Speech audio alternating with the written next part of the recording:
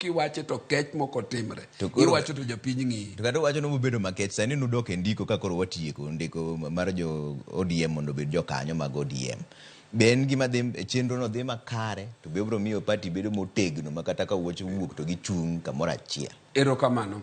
Achako kawacho ni chama wagi gin gik mokete katiba, gin gik monego beni watego gi seche te, to gin gik manyalo miyo e kinde e yiero iwacho ni every election cycle nyaka idog ir japiny mar mondo idhi manya ne pach japiny ni mande ni kuom gima nong'isowa ni watim bende watime makare to gimiyo scorecard.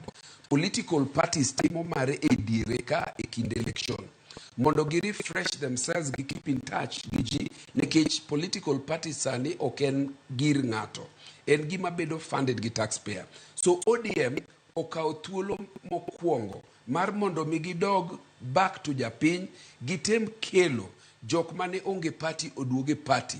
Generation moro nitie ka miluongo ni generation mar TikTok, generation X akendo generation Z akendo luongo gi nango tinde nyingego pogore seche te.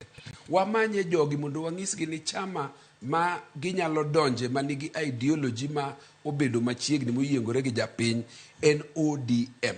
Mondo waikre mondo waket gini kendo obed vieko ma kawadhi wanyalo keep godo government in check, wanyalo ng'iyo gik ma inyo godo japiny, and we are a government in waiting all the time. So recruitment no dhi maber, no bedo launched in Siaya, otere Homa Bay, osetime Migori, notime Kakamega, ang'eyo ni nitiere Mombasa.